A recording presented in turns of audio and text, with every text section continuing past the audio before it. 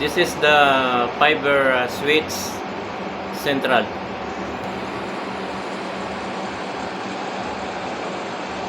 This is the centralized fiber switch in any point. From here, connect to the additional switch. This one, switch number 1, and switch number 1 connect the telephone. This is the configuration of the telephone. From this switch, we connect the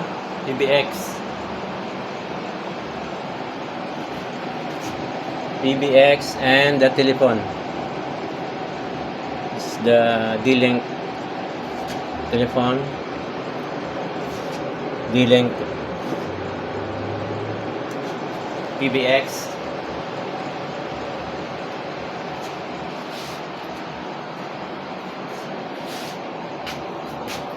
and router. This one all connected to the switch.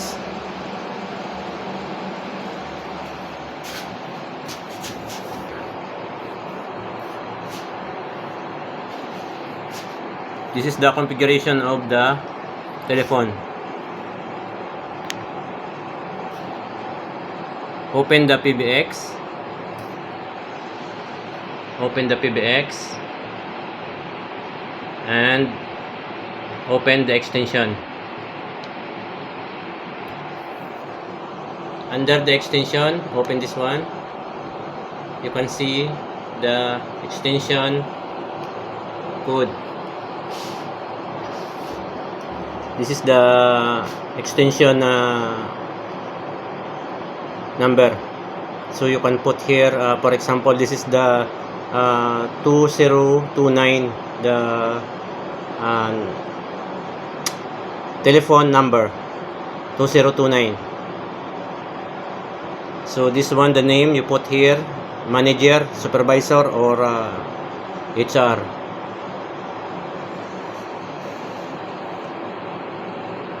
Then the user device. The user device. Remove this icon, this letter. This one. Remove this one. After you remove, save. This is the save icon downside. After you save, go to the telephone, IP telephone. So you log in the telephone, admin, log in, and make sure the network it's DHCP. So DHCP, after DHCP, confirm. This one confirm. Then successfully go to your account. This is the account of the telephone. Press this one.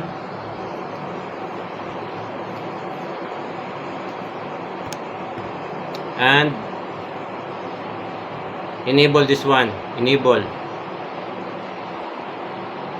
After enable, put the name, label. I put only for the temporary. For example, 2027, 2027, 2027. This is the important 2027. This is the phone number. And this is the password. If you put the password, go back to the PBX. See, you go to the PBX, the password is here.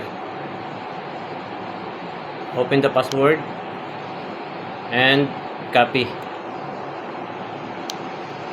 Copy the password and back again to the account and paste this one. This copy paste.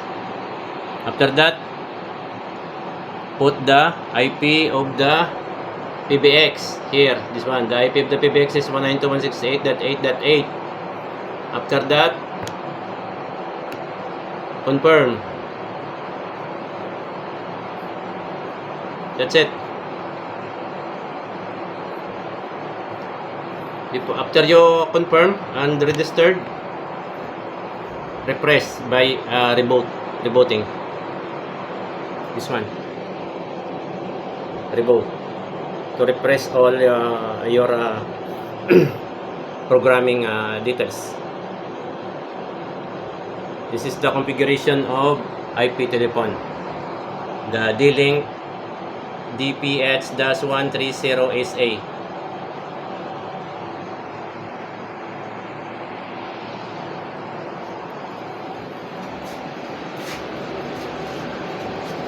After reconfiguration, so this one. This is the number of the telephone, 2025 2027. I will call to 207.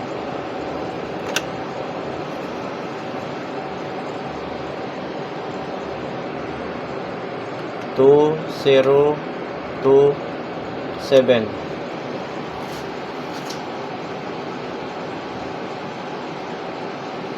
One, two, three, 4, 5, 6, 7, 8, 9, 10. See? Now the 207 is ringing, but 10 seconds because of this.